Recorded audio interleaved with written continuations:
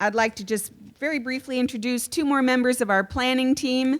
They're going to be co-chairing this session this morning, Tara Fortune and Mandy Menke, who will be introducing our speaker.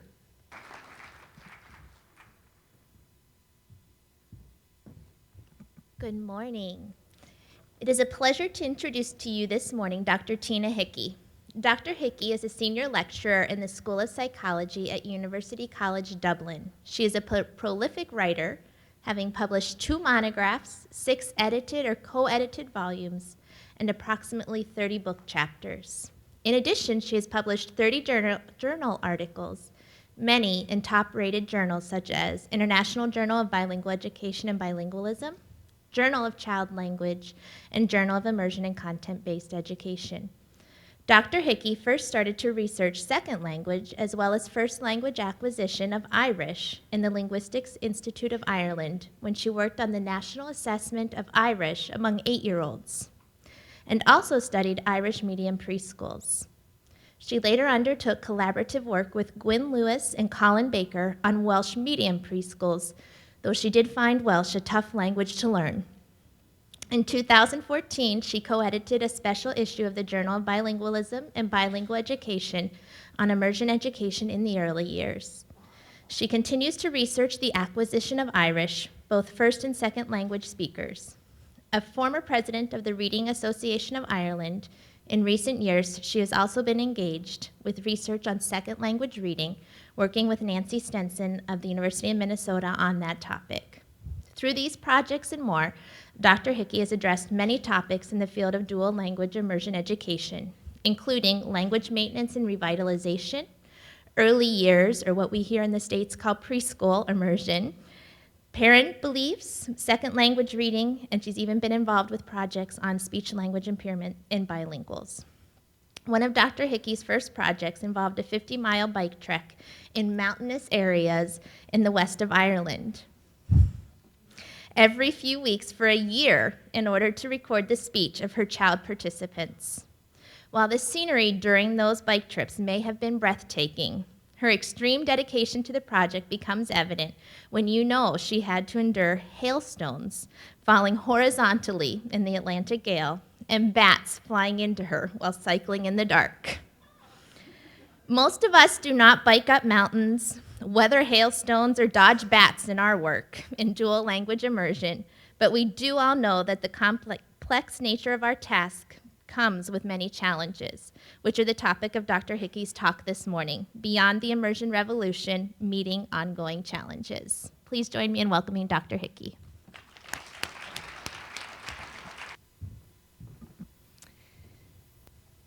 Good morning to you all. I learned yesterday that Gaelic, the Celtic language in Scotland, has a saying that difficult roads lead to beautiful places, so I think you'll agree that about the photograph. Let me begin by saying how deeply honoured I am to have been invited to speak at this, the 6th International Conference on Immersion and Dual Language Education. I want to express my appreciation to Dee Teddick and Roy Lister and the organising committee at CARLA for inviting me and for all their hard work in producing such an excellent conference, as I'm sure you'll all agree. This year, Ireland has been commemorating the centenary of a pivotal event in Irish history, the 1916 Easter Rising.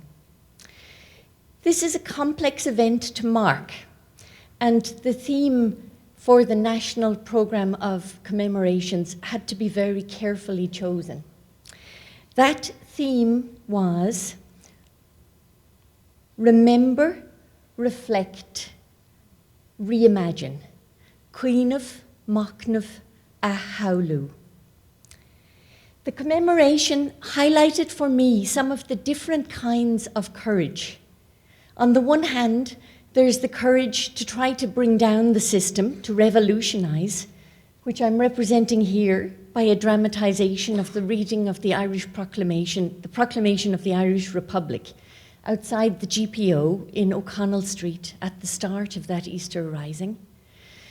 And then on the other hand, there's the everyday heroism that's needed to try to improve and develop systems like education and schools to make people's lives better. And I'm going to represent that by the GPO as it is today in modern and thankfully peaceful Ireland. I want to use this theme of remember, reflect, reimagine today as a framework for my talk. Remember, I want to use in relation to the need for us to remember the impetus for setting up immersion education in different contexts around the world, and the diversity in immersion models that have been developed to suit different contexts. Then I want to reflect on some of the current challenges in implementing those programs, looking in particular at two issues: the need to address diversity of language needs and the need to support teachers in addressing those needs. And I will argue that for that support to be effective, it must engage with teachers' beliefs and attitudes. Finally, I want to reimagine aspects of the future for immersion education. There are so many that could be included here, but today I'm going to focus on promoting parental involvement in immersion and touch briefly, if Tara allows me to have the time at that time, to promoting language use beyond the immersion school gates. Given my theme, which is based on commemorating a rebellion, a rising, let me stretch the metaphor slightly and identify the formal revolution in immersion terms as the opening of the French immersion program in Montreal by a group of Anglophone parents with Wally Lambert's support. Of course, it wasn't the first program to teach through the medium of another language. But the Canadian model of one-way immersion was the first to be intensively researched, and it has grown to be a globalized phenomenon with many forms and focusing on many languages. We must, however, acknowledge the hugely significant role that immersion has played in language revitalization efforts for Indigenous and autochthonous languages, as has been discussed by many authors. As immersion has developed, a variety of terms have been used to distinguish one model for another, and they can get quite confusing. Teddick and Wilson and Kavanagh have drawn a useful distinction between Indigenous language groups such as Hawaiian, Maori, Mohawk, Sami, where speakers share Aboriginal ancestry, and European autochthonous language groups whose speakers share ancestry with the local majority language speakers. Montroll, in her recent book, defines heritage languages as languages that are national minority languages. She defines heritage languages as a minority language coexisting with a majority language, where the minority language can be an immigrant language, a national minority language, or an Aboriginal language. And I've given you some examples there. I'm going to be talking about some of those national minority languages, where some of the features that are most relevant to what I'm discussing today center on the fact that they have state or official support in the school systems, but that also they tend, in some parts of their distribution in the school system, to have L1 minority language speakers who are receiving maintenance in that system, and they're grouped with L2 learners who are receiving immersion in that language. Having talked about differences, it is worth reminding ourselves of Palmer, Ballinger, and Peter's comment that research conducted in one immersion context does inform teachers and researchers in others. And in this regard, I think that the feature of some European immersion models of having both minority L1 speakers with L2 learners in the same group, that this obviously occurs intentionally also in two-way immersion programs such as Spanish-English models. For this reason, I believe that European autochthonous language immersion and two-way immersion have much to learn from each other. Despite the intentions of two-way immersion to disrupt majority language dominance, a number of studies have shown the difficulty of countering the dominance of English in classroom interaction. Two-way immersion research is particularly relevant to some of the settings I'll be discussing because it has developed a more explicit position on the need to promote equity in classroom interaction and the need for teachers to engage all students in equitable learning opportunities. Since I'm going to be drawing on some Irish studies later, I want now to sketch in a very brief background about the Irish situation. While Irish is an official language in the Republic of Ireland, the majority of citizens are English-speaking, and Irish is a minority language.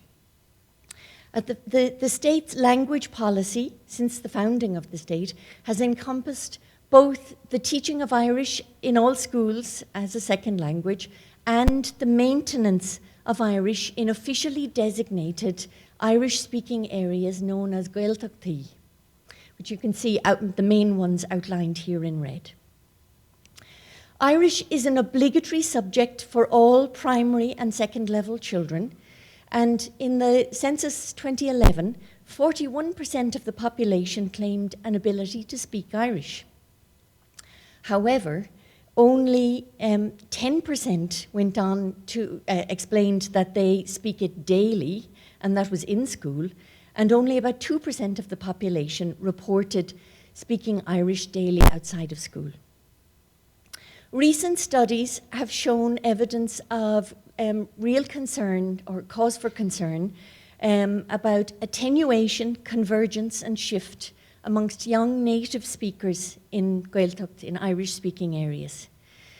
Children acquiring Irish as their first or dominant language now form a small and heterogeneous group in terms of their socioeconomic status, parents' education, and the quantity and quality of Irish input that they receive.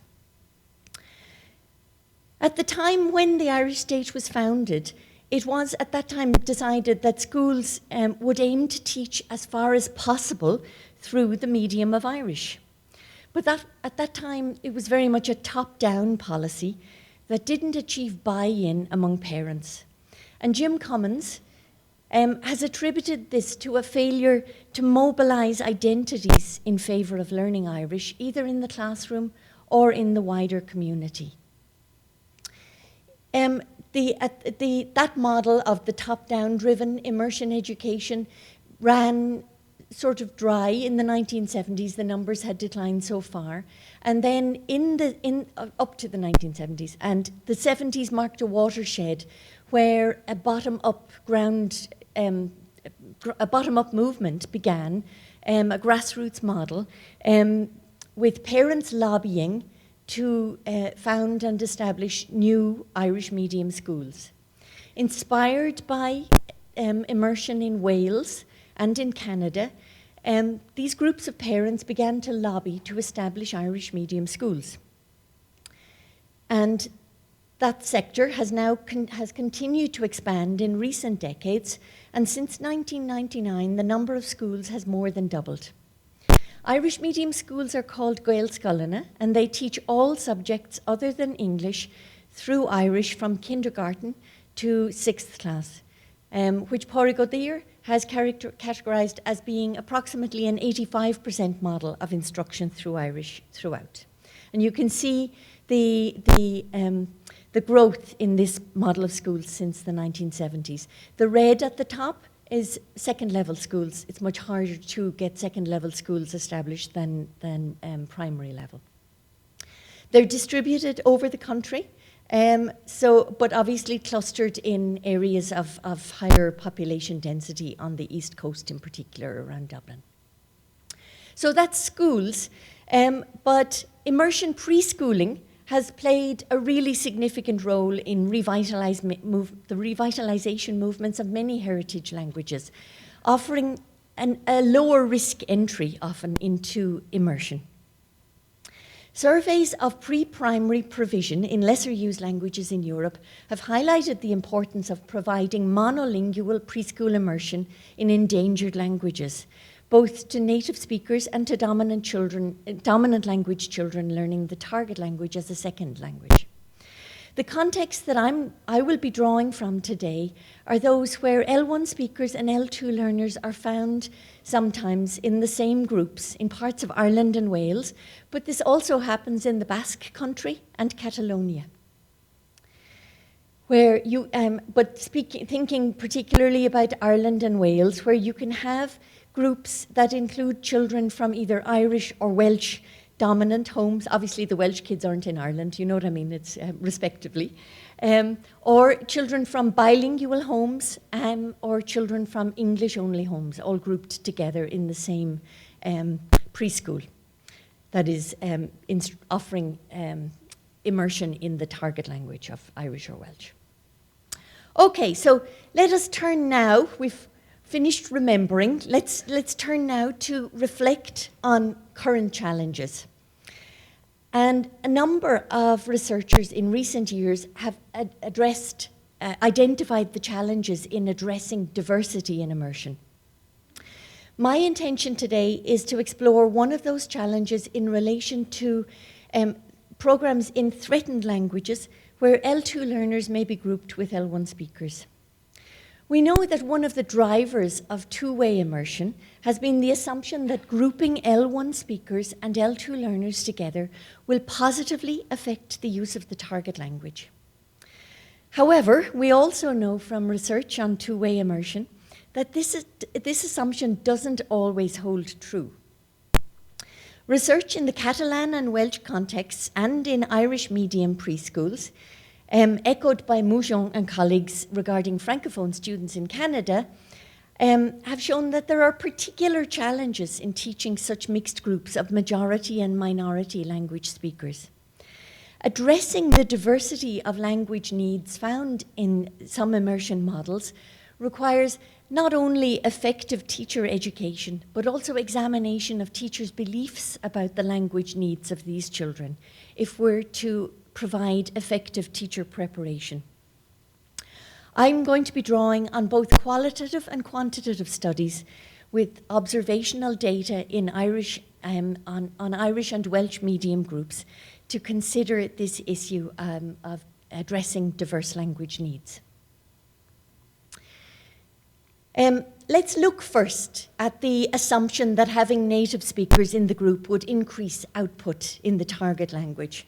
I'm going to show you some data from observations of 60 children attending Irish medium preschools called naíonraí. These children are aged about 3 to 5. Sometimes they go in a bit younger when they need children to make up numbers. We categorise these naíonraí on the basis of whether the majority group in that naíonra was from Irish dominant homes, from bilingual homes, or from English dominant homes. The L2 learners at this point are in the very early stages of learning the language. And when we looked at their mean output in Irish across their 2 observation periods, we discovered basically they looked the same. Their mean output in the target language was pretty much the same regardless of the kind of group they were in. The children from bilingual homes did what emergent bilinguals do very well, which was they acted pretty much like the group around them. So their output was highest in the group that had the Irish dominant, the children from Irish dominant homes in the majority, and their output was lowest in the groups that had the children from English-only homes in the majority. What about the Irish L1 children? Well, they spoke significantly more Irish in the groups where the L1 children and bilingual children were in the majority. But when they were in the groups where the L2 learners were the majority group, their output was very similar, was not significantly different from the L2 learners. This is in line with Colin Baker's observation that minority language speakers in classroom contact with a high prestige majority language tend to shift to the majority language. So much for them swinging the other kids into Irish, they were shifting into English. I want to give you a flavour of what life was like for a couple of these kids. Because, of course, children's personalities play an important role in this too. It isn't all just down to numbers. So this is a naíonraí in which this little boy, we'll call Owen, is an Irish L1 speaker, and the majority in this group are from Irish dominant homes. And Owen and his friend, who's also Liam, who's also an Irish L1 child, are busy playing together at a table, putting coloured pins in a pinboard. Happily speaking Irish to each other, Owen keeping up a running commentary. And you read the white text and I'll say it in Irish. Tá gáró dianta gomsa, misha déanamh gáró, tá nís mó dianta gomsa, feach misha. So he kept up a running commentary with some ill-formed Irish utterances. And his friend is involved. He's not chatting much. Liam is the quieter of the two. Then this little girl, a child from an English dominant home, Orla, comes into view, and she sees how much fun the two boys are having, and she decides she wants to join them. And she's very persistent, so he responds to her request and says something like, we couldn't quite hear, but you do the same. So now Orla is sitting at the table with the two boys. And they continue. And Owen is continuing doing exactly what he was doing earlier. It's just now that he's doing it in English. I'll be finished before you, Orla. Look, Orla, I have 4. Look at me. Look what I have. Put them in there. And then Liam, his quieter Irish-speaking friend, makes a bid for his attention and says, Feach Misha, trying to drag him back. And Owen says, agus feach Misha, and look at me. But then he turns back and he says, I'll be finished before you. That's where you play with this game. Look, you have to play with this game. And you get the feeling that that Owen certainly seems to have understood the rules of the sociolinguistic game that's going on here. He's doing this all so astutely, this shifting. Let's look at another little boy who was actually quite disruptive. An Irish L1 child in a small Gaeltacht naíonraí, I'll call him Sean. And in this case, the majority of the children were from bilingual homes. He was really restless throughout the 2 observation periods, never spoke Irish to any of the other children, was constantly trying to speak Irish, speak to the teacher, did speak mostly Irish to her, but no Irish to the other children. And overall, only a third of his output was in Irish. At this point, he takes over the painting corner and announces in English that all the girls are to go out.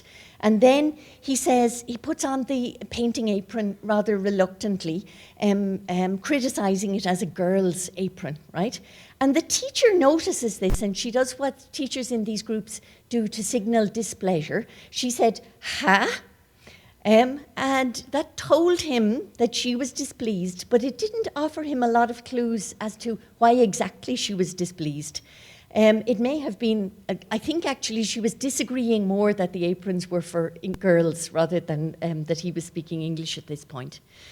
So he responded to support his claim by saying, Shuk Kalini Clown, an ill-formed Irish utterance, pointing to the apron to say this is a girl's apron. And she denies his claim. She says, no, they're all the same. So her focus is very much on the truth value, and he was not getting responses about his ill-formed Irish utterances. There was no feedback in terms of corrective feedback on his utterances, whereas in the interaction, which I've shortened, goes on where he tries to get her attention by telling her a very brief story about a relative of his who's sick. And she's very interested at first, and then she takes his news and she packages it in short sentences and turns and tells it to the L2 speakers, the L2 learners. So it's like he's desperate for her attention, but she takes his story and offers it as a simplified lesson to the L2 speakers and turns away from him. So the elephant in the room here is that these young children seem to realize really quickly that the language they speak to each other is English, even if some of them have quite limited English at this point. Here's another example of a little girl who this time is an L2 learner in a naíonraí where she has, where about half the group are L1 speakers. But there's a real question about how Kira, this little girl, construed the setup in this naíonraí. The teacher was trying to do some vocabulary enrichment with them. It was by the sea. You saw how close the sea is to some of these areas. And she had an array of local shells. And the teacher showed enormous patience in modelling to Kira how to ask for one of these shells because she saw the child was very interested in getting a shell. Kira announced, "I want one of them."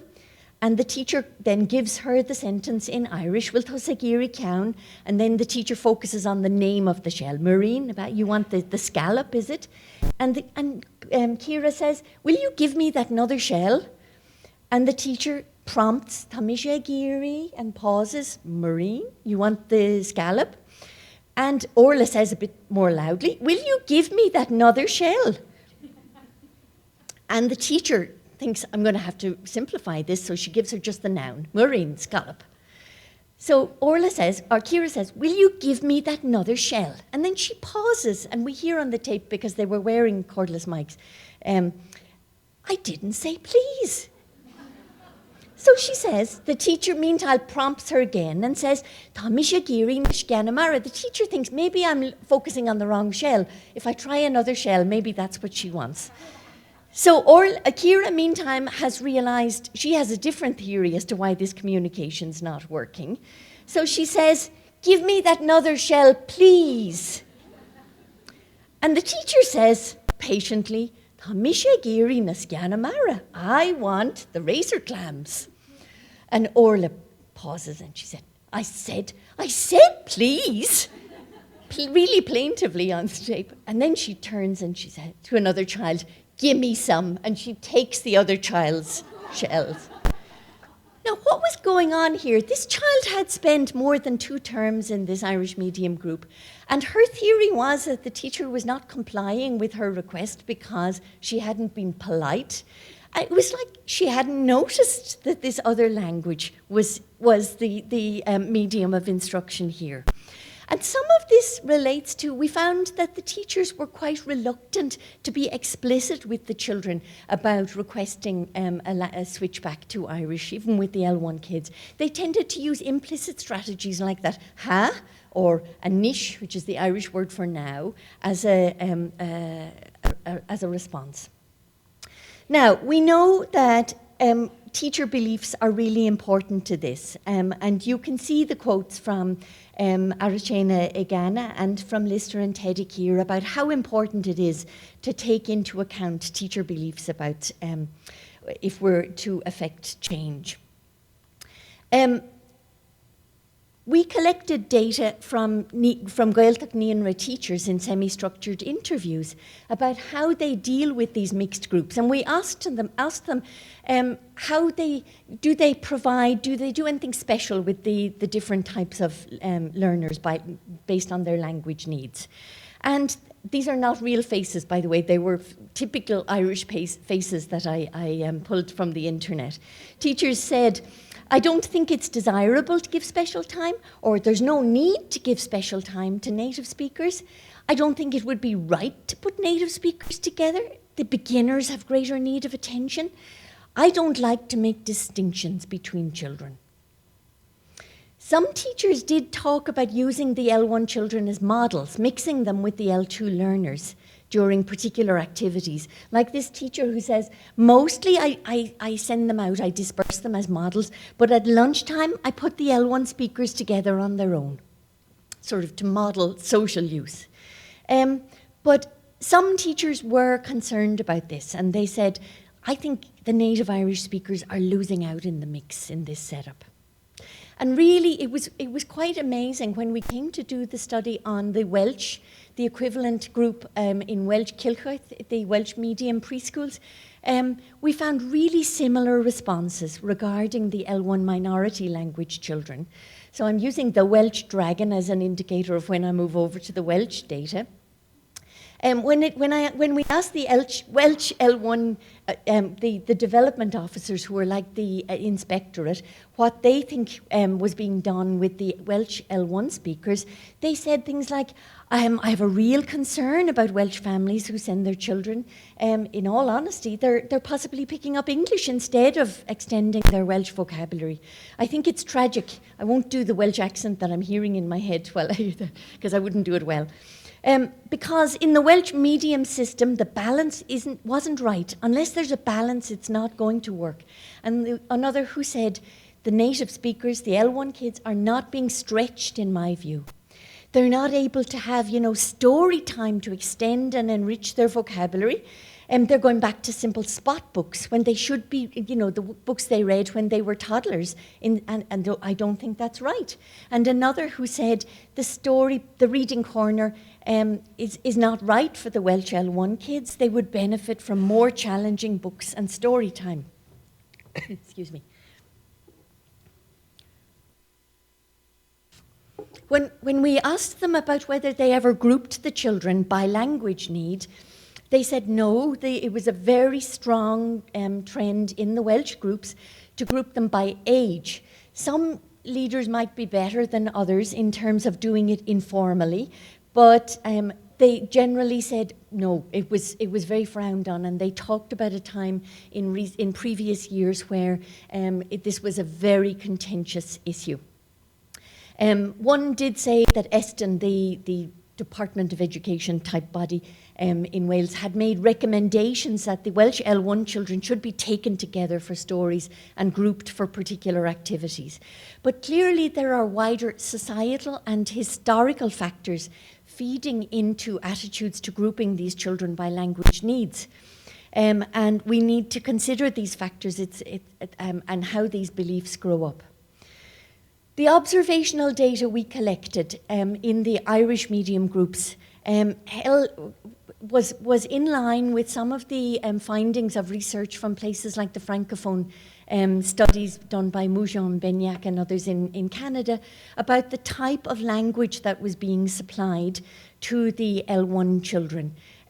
With the simplification that was needed for the L2 learners being carried over and extended even into them being offered errors, because there were features of Irish, like the initial mutations, that were being taken out in order to make stable noun word forms for the L2 learners. There were other things that we saw in the data of teachers and particularly assistants in these groups taking away plural marking, marking on plural on adjectives and so on, basically to simplify the language for L2 learners, but it meant that the L1 children were hearing error in their input in this place that was supposed to be maintaining and enriching their language. In terms of corrective feedback, we weren't seeing even a lot of recasts, never mind actually anything more formative in terms of prompts. The implications are that there's a lot of work needed to be done still about raising awareness, as Palmer et al. Said, about what can teachers do to promote equity in these classrooms, to achieve a better balance of the needs of the L1 speakers with the L2 learners.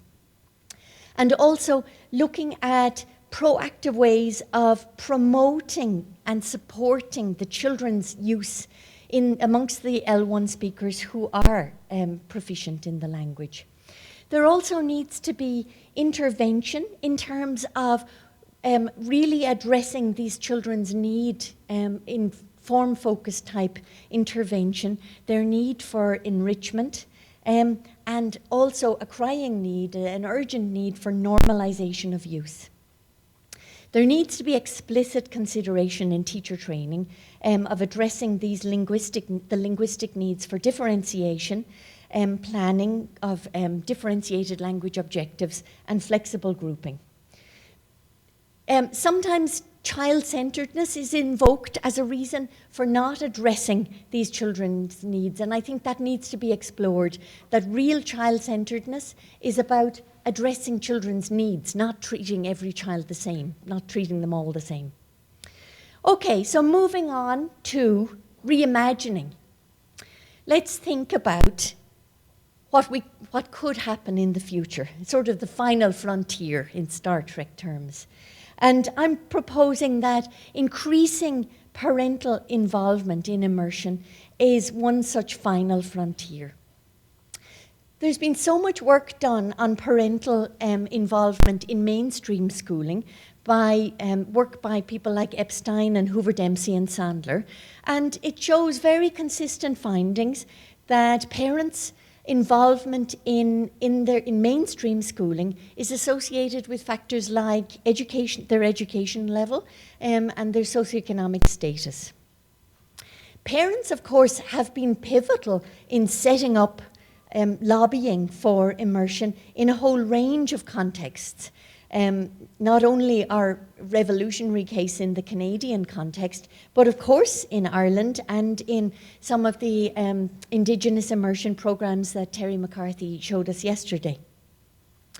Parents in Ireland played a vital role in lobbying and fundraising to set up immersion schools from the 1970s, 80s on.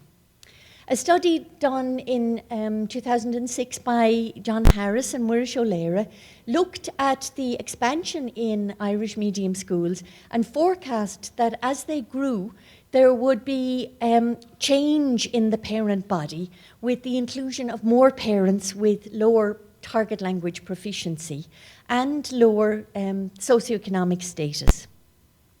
So I was really happy that we got COG funding from an Cóchiste am Oideachas Gaeltacht agus Gaelsca Líochta. And Lauren, Kavanagh and I carried out a study of how parents, teachers and children view parental involvement in Irish immersion schools.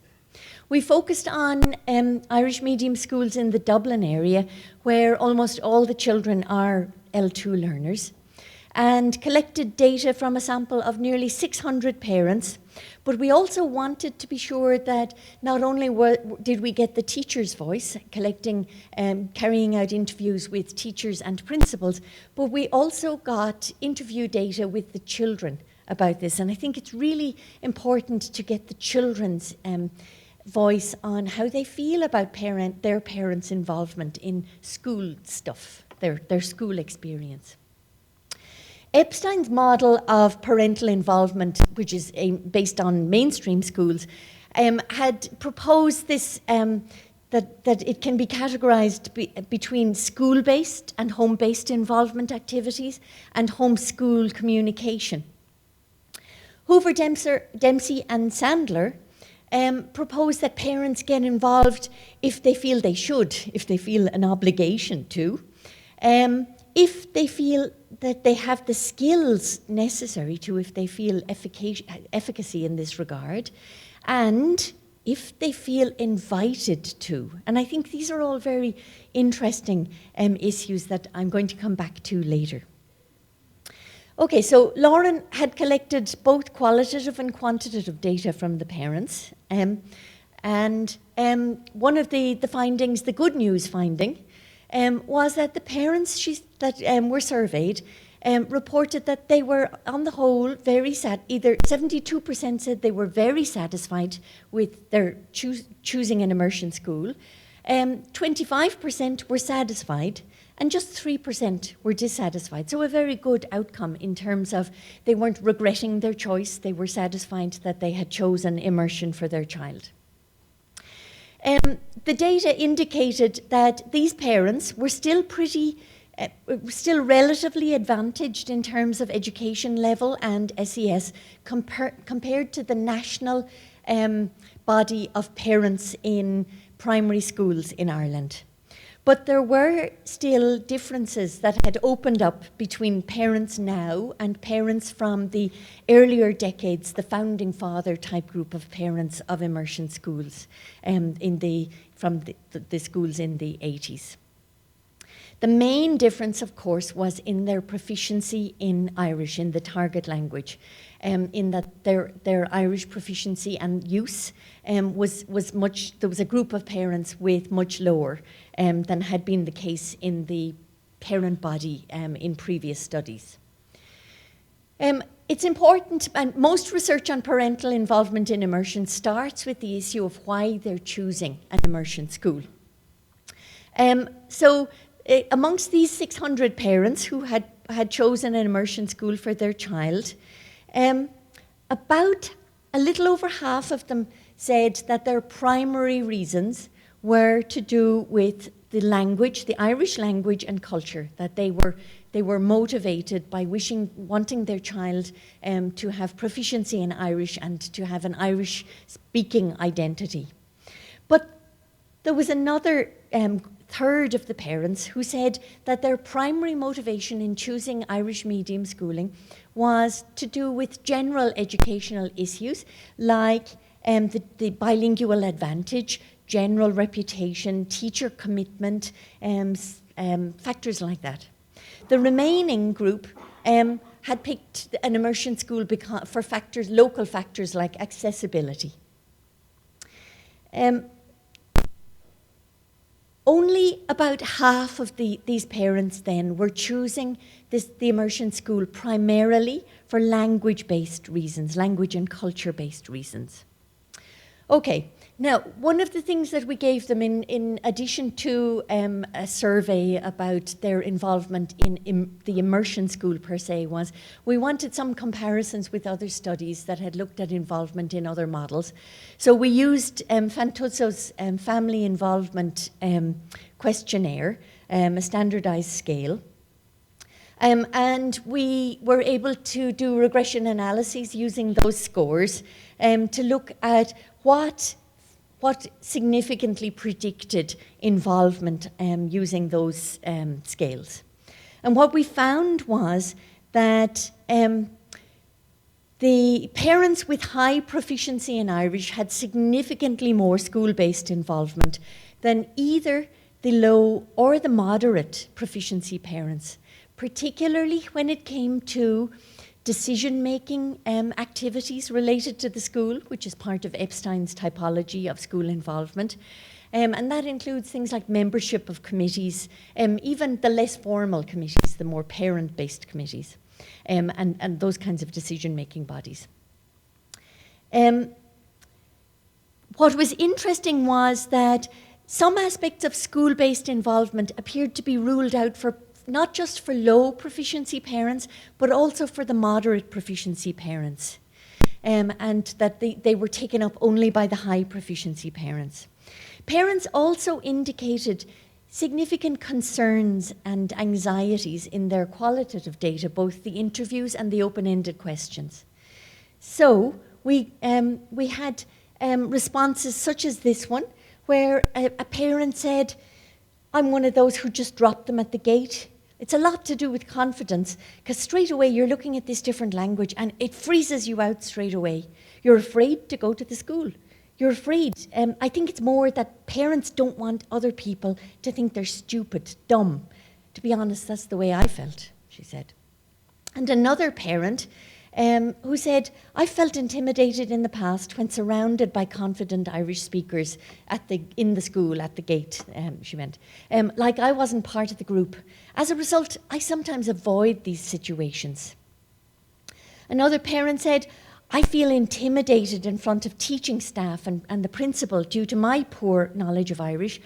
I hated Irish at school, and I've tried to attend Irish classes for 3 years running, but I didn't seem to improve." And this was a recurrent theme among some parents, that they said they did try doing Irish classes, they just didn't get better. And what happened then, of course, is that the children zoom ahead in quite a short period, so that pretty soon the children have better Irish than the parents think they're going to attain in these classes where they don't feel they're making progress. Certainly, there did seem to be a group of parents coming out of our data who expressed a really low sense of efficacy, a belief in themselves that they could help either their child or the school. It seemed that such parents saw Irish, the medium of instruction, as short-circuiting their attempts to follow the only pattern of involvement that they knew, which was based on English medium schools. So some parents were reporting feelings of embarrassment or anxiety about being on the school premises, and some reported avoiding going to the school as much as possible. Meantime, some of the higher proficiency parents were reporting that they felt impatient with these other parents for not pulling their weight in terms of really supporting the immersion ideals or even the practical needs of the school for support. And when it came to homework, a home-based activity, most of these immersion parents did see that they were supposed to do something, that they felt obligated, as Hoover, Dempsey and Sandler had said, to be involved in their child's education.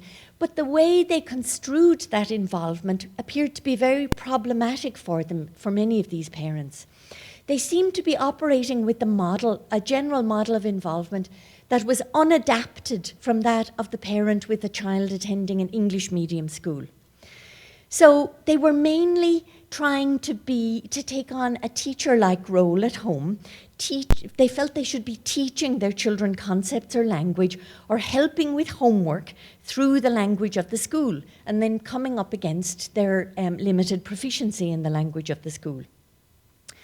And some of them mentioned things like that, as one parent said, "I've very limited Irish, and I found it's very hard I would have found it really useful to have a copy of the homework in English, as I would have been able to help then, instead of going to the dictionary for every second word." What appears to be absent in the parents' reflections on their role is a consideration of the skills they do have for supporting other aspects of their child's education. So let's look at what the teachers were thinking about parental involvement, because there were some fascinating divergences between the teachers, between how parents saw parental involvement and how the teachers saw it. And you don't have to read all of this. I just want you to look at the bold words. This is a teacher's definition of parental involvement. Parents establishing schools, fundraising, come in and work in the school, involved in the Parents' Association, fundraising and other activities. Very school-based and very much the activities that we know that the low proficiency and moderate proficiency parents told us they weren't doing. So, and many of the teachers interviewed had similar emphasis on that once parents had opted in, that they were buying into the whole model, and that then teachers were offering, schools were offering school-based interaction, like meeting them formally, parent-teacher meetings, parents' committee, other subcommittees, fundraising, extracurricular activities. Of course, fundraising is important. We all know that fundraising is important, but it seemed to be assuming a very large profile in both in the model of involvement for these parents in these schools. So putting all of this together, and don't worry, I'm not expecting you to read the fine print here, but we came up with a model about the things that would help to promote parental involvement in immersion based on both the quantitative and the qualitative analysis of these data. And I'm just going to highlight a few aspects of it. It appears that schools need to help immersion parents who have low and moderate proficiency, to construct a more positive role for their engagement, rather than leaving a section of the parent body emphasizing or feeling that they are deficient and uninvolved. It would also be worthwhile for schools to widen the focus from the school-based model to more home-based activities with more concrete suggestions about how schools how parents can help with those home-based activities. Parents need help to shift from focusing on their deficiency in the target language, and they need to be offered practical suggestions of ways to participate in real educational partnership. And the aim, I think, would be to offer a more diverse or a varied model of parental involvement. Yes, it's great if high proficiency parents can go to the model that seems to be the one on offer now, but what about offering variants on that as well that's graduated for parental language proficiency, so that it could offer more emphasis on parents offering L1 English support for literacy, numeracy, offering L1 supportive home activities, as well as praise, encouragement, and so on, and practical things for supporting Irish. Homework activities could be investigated, such as Colin Baker has suggested in the past the idea of using translanguaging in the school to home at that nexus, so that parents can be more aware and can discuss with children what they're doing currently in school. Another option would be to assign homework that might ask a parent to sit down with a very young child and watch a cartoon in the target language, rather than generally saying to parents, try to speak Irish if they've got very low proficiency. So offering some concrete suggestions. Okay, so moving on to our another aspect of reimagining the future that is just a small addendum to our future-based thinking, and that's looking at what might help with moving language use beyond the immersion classroom.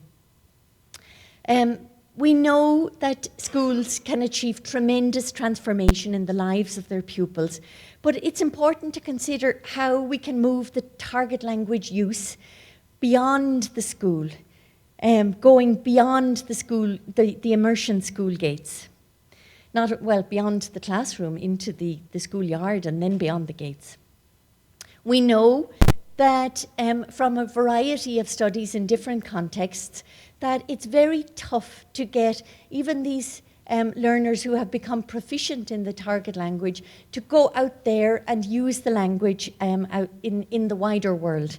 And this has been shown, we've seen very low social use of Celtic languages in Ireland, Wales, Scotland, Brittany, Isle of Man, but also, of course, in places like the Basque Country.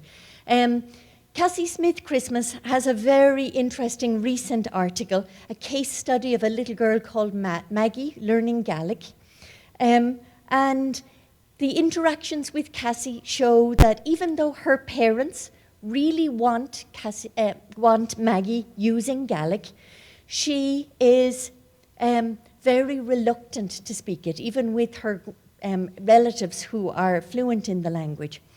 And it appears that this child has configured Gaelic, in this case, the target language, as the language that's not really for talking. It's a school thing. It's become reified as a thing you do in school, like you do geography in school. Nobody goes out there and talks geography. So why do you go out? Why would you be expected to go out there and talk Irish or Gaelic? If it's and that the interactions of these adults with the child were lending themselves on both sides of this to strengthening this belief that the target language is something that is,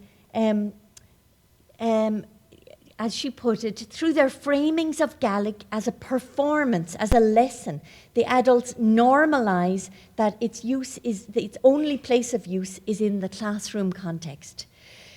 Zalbida and Chenos have also made similar points about Basque in limited domains, in it being limited to the school domain. And this is something that we really need to consider. How can we raise awareness about this? How can we consider that even some of the ways where parents and supporters may be trying to help may actually be counterproductive if it reifies and makes the thing more school-like? My final thought, because Tara is and I'm just there, Tara, on the red, is around the issue of expanding the model. The Irish government strategy, 20-year strategy for the Irish language, has recommended that Irish be expanded, that there be more content-based teaching through Irish. And there's a really valuable opportunity now with the introduction with training for a language integrated curriculum, that this could possibly happen or at least be facilitated. As Oléire put it, not every school can be an Irish medium school, but CLIL could be used immediately as a type of bridge between the many schools that are currently, the 95% of schools currently teaching Irish as a single subject, and full immersion. And we could build on the expertise and goodwill that has been developed in the Irish medium sector to bring, to promote content-based teaching in some other schools. So finally, if we're reimagining and moving forward, it's always useful to have a poet on your side. And I was thinking, you've had Bob Dylan made Poet Laureate recently. We've punched way above our weight in terms of our number of Poet Laureates from Ireland. So I'm picking Seamus Heaney, some of whose poetry is written on park benches in a place where I go walking in the woods on Sunday, near where I live.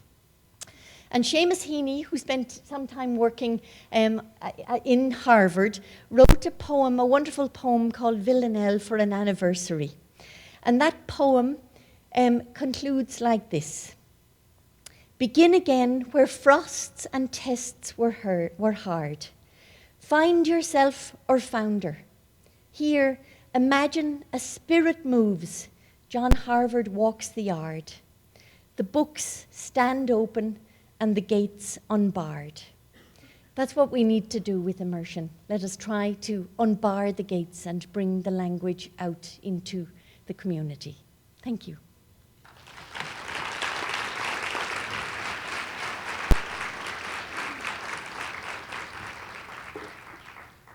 Thank you, Tina. That was powerful and very interesting. We have some time for questions, so we'll open up the floor for questions for Dr. Hickey.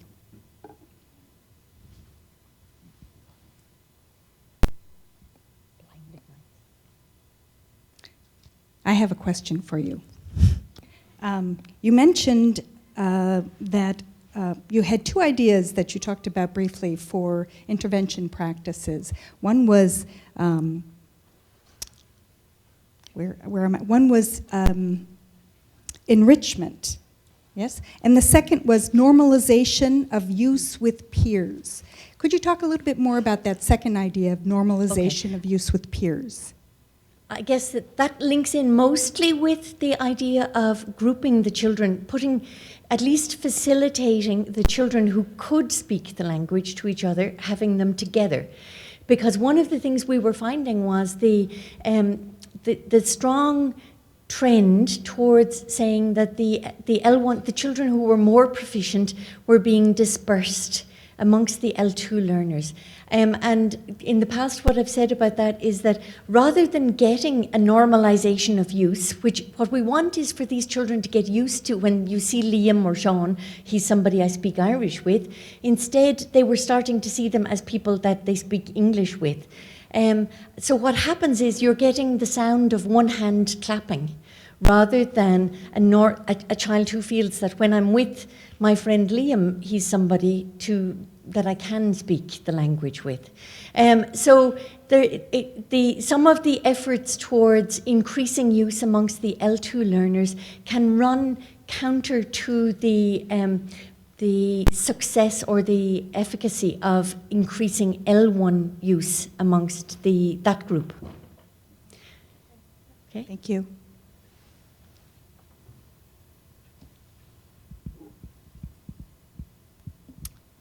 From one Irish citizen to another. Good morning.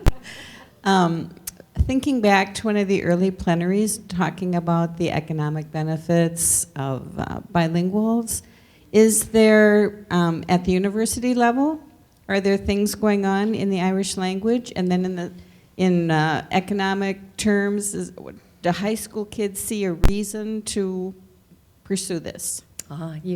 You've touched on several central issues there. Well, the first question, the university level, there are some Irish medium venture projects or streams, I should say, in a small number of Irish universities. And Pádraig O'Dea, who's here, is from DCU, where there is a marketing course taught through Irish. There are some teacher education strands or colleges that are more Irish medium than others. But on the whole, Irish in the universities is taught as a subject. And a student did some research with me, a small study a few years ago. We were fascinated to discover that the students who were doing a degree in Irish were less likely to be from the Irish medium schools because they were from the Irish medium second level sector, because they were achieving so highly that they were going on to do engineering and architecture and medicine and so on. Many of the students who were doing degrees in Irish to become second level teachers of Irish had gone to English medium schools and studied it as a subject, and had become enthused by, we asked them why, what got them really interested in Irish, and mostly they said inspirational, an inspirational teacher or going to summer camp. Those kinds of extracurricular activities were really strong in that.